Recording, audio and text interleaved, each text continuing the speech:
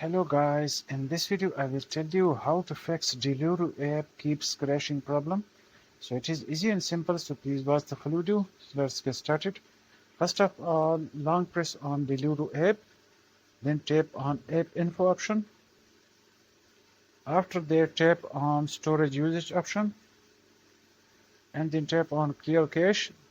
After that, tap on clear data, and then tap on OK. Now the cache and data has been cleared, so close app and go to Play Store or App Store if you are using iOS. Then tap on search option in the bottom right corner. Then tap on search option on the top, and here type Delulu and search it. So here you will see update option and green button. So update this app to the latest version. This will fix the issue for you.